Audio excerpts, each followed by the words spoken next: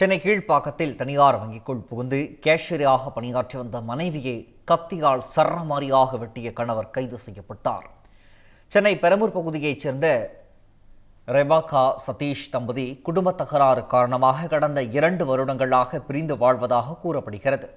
இந்த நிலையில் சென்னை கீழ்ப்பாக்கத்தில் உள்ள தனியார் வங்கியில் பணியாற்றி வந்த ரெபேக்காவை அவரது கணவர் சதீஷ் கத்தியால் சரமாரியாக தாக்கியுள்ளார். தொடர்ந்து தப்பி ஓட முயன்ற அவரை பிடித்து பொதுமக்கள் போலீசில் ஒப்படைத்தனர். இதனையடுத்து இரத்த வெள்ளத்தில் இருந்த ரெபேக்கா மருத்துவமனையில் சிகிச்சைக்காக அனுமதிக்கப்பட்டார். ஏற்கனவே மகளை கொலை செய்த வழக்கில் கைதாகி ஜாமீனில் வெளியே வந்த சதீஷ் மனைவியை கொலை செய்ய முயன்றது விசாரணையில் தெரிய வந்துள்ளது. லாஸ்ட் இயர் என் பேத்தியை கொண்டுட்டான் சார். அவன் கழுத்தறுத்து கொண்டுட்டான், மனசாட்சி இல்லாத. இப்போ இன்னைக்கு என் பொண்ணை தலையில் வெட்டி இருக்கிறான் சார். அவன் அடி உள்ளே போயிட்டு அசால்ட்டாக வெளியே வந்துடுறான். அவனுக்கு தக்க தண்டனையே கிடைக்க மாட்டேங்குது அவனுக்கு. தயவு செஞ்சு இந்த ஒரு இதில் எங்கள் குடும்பத்துக்கு ஒரு நியாயம் கிடைக்கணும் சார். இன்னும் அவங்க ஆட்சியிலேயே இல்லை. அப்போ எங்களுக்கு பண்ண வேண்டிய அவசியமே இல்லை. இருக்கிற ஆட்சி எங்களுக்கு எதுவும் பண்ணல, இவங்க பண்ணாங்க.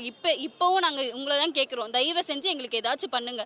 எங்கள் அக்கா இப்போ இப்படி இருக்கிறா, நாளைக்கு யாரு அப்படியே மாற்றிட்டே வேற யாராச்சும் கொண்டுட்டே போகணுமா? தமிழ் ஜனம் சேனலை சப்ஸ்கிரைப் பண்ணாமல் பார்த்துட்டு இருந்தீங்கன்னா மறக்காமல் சப்ஸ்கிரைப் பண்ணிடுங்க.